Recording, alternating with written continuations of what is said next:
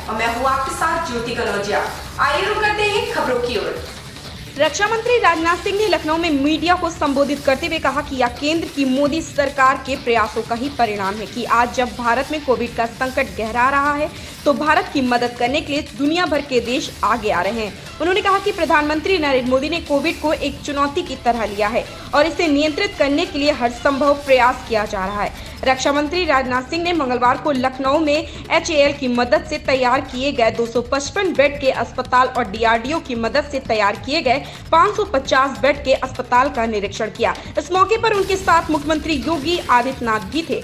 उन्होंने प्रदेश सरकार की सराहना करते हुए कहा कि उत्तर प्रदेश सरकार ने कोविड-19 की चुनौती का सामना करने में जितनी तत्परता दिखाई है उसकी जितनी तारीफ की जाए उतनी कम है। उन्होंने आगे जोड़ा कि खामियां किसी में भी हो सकती हैं पर यह भी सच है कि चूक उसी से होगी जो कार्य करेगा। उन्होंने कहा कि कोविड-19 को नियंत्रित करने के लिए किए जा रहे उत्तर प्रदेश सरकार के प्रयासों की विश्व स्वास्थ्य संगठन ने भी सराहना की है, जो कि छोटी बात नहीं है। प्रदेश सरकार द्वारा कोविड-19 की चुनौती का पूरी जिम्मेदारी से सामना किया जा रहा है।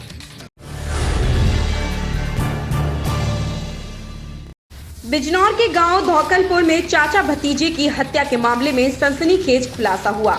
पुलिस के अनुसार हत्या करने की सारी पटकथा ग्राम पंचायत चुनाव के दौरान आरोपी सशस्त्र सीमा बल के जवान नितिन ने ली थी।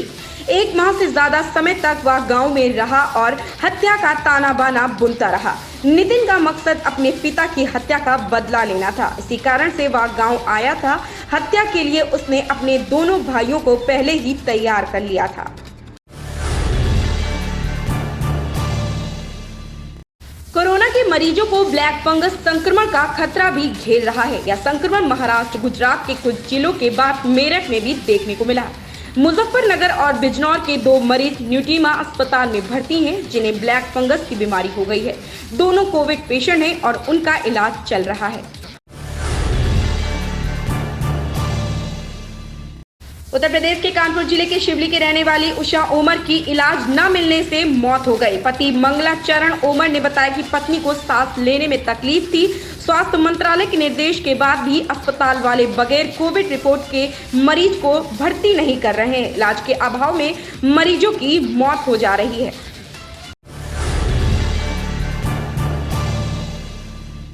दिल्ली एम्स निदेशक डॉक्टर रणदीप गुलेरिया ने कहा कि देश में तीसरी लहर का परिणाम काफी गंभीर आ सकता है। इस बार बच्चे भी इस वायरस की चपेट में आ सकते हैं।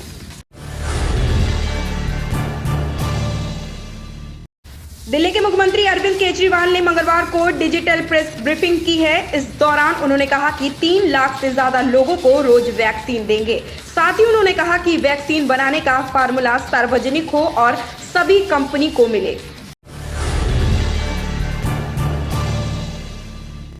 भाजपा के राष्ट्रीय अध्यक्ष JP नड्डा ने कांग्रेस की अंतरिम अध्यक्ष सोनिया गांधी को पत्र लिखकर कोविड-19 को लेकर कांग्रेस के रुख पर नाराजगी जताई है। देश में कोरोना का कहर अभी भी जारी है, लेकिन कोरोना पर हो रहे राजनीति थमने का नाम नहीं ले रही।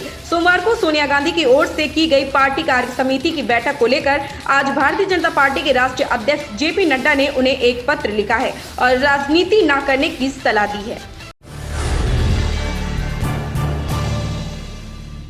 जम्मू कश्मीर में सेना आतंकवाद और सरहद की चुनौतियों से जूझने के साथ ही कोरोना के खिलाफ जंग में भी पूरी मुस्तैदी से जुटी हुई है।